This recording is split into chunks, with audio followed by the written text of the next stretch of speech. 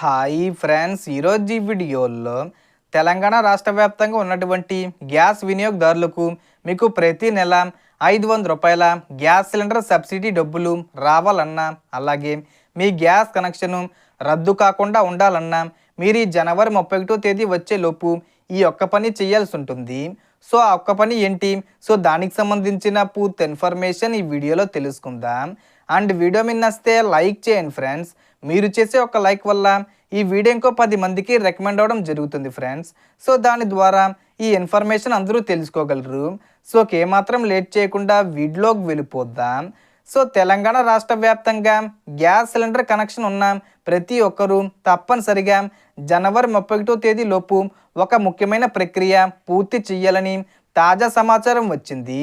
జనవరి 30 లేదా 31 లోపు ఈ ప్రక్రియ పూర్తి చేయకపోతే గ్యాస్ సబ్సిడీ డబ్బులు మీ బ్యాంక్ ఖాతాలో జమ కావు.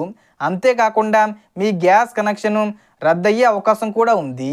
దీనికి సంబంధించిన అధికారిక నోటిఫికేషన్ కూడా విడుదలైంది.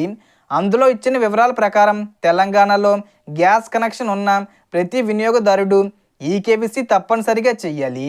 ఒకవేళ ఇది చేయకపోతే 2 రకాల నష్టాలు ఎదురవుతాయి. మొదటిది, గ్యాస్ కనెక్షన్ క్యాన్సిల్ కావచ్చు. రెండోది, రాష్ట్ర ప్రభుత్వం అందిస్తున్న గ్యాస్ సబ్సిడీ డబ్బులు నిలిచిపోతాయి.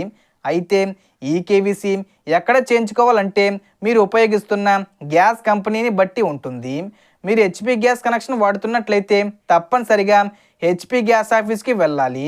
భారత్ గ్యాస్ వాడితే భారత్ గ్యాస్ ఏజెన్సీకి, ఇండియన్ గ్యాస్ వాడితే ఇండియన్ గ్యాస్ ఆఫీస్కి వెళ్ళి అక్కడ ఈకేవీసీ నమోదు చేయించుకోవాలి.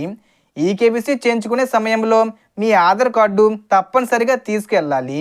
అక్కడ బయోమెట్రిక్, ఫింగర్ ప్రింట్ ద్వారా ఈకేవీసీ పూర్తి చేస్తారు.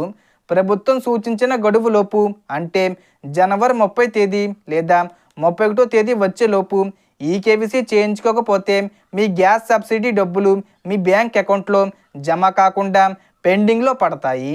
సో ఈ వీడియోలో ఇన్ఫర్మేషన్ ఇది ఫ్రెండ్స్. మీకు ఈ వీడియో నచ్చితే లైక్ చేయండి, షేర్ చేయండి అండ్ సబ్స్క్రైబ్ చేసుకోండి. Thanks for watching.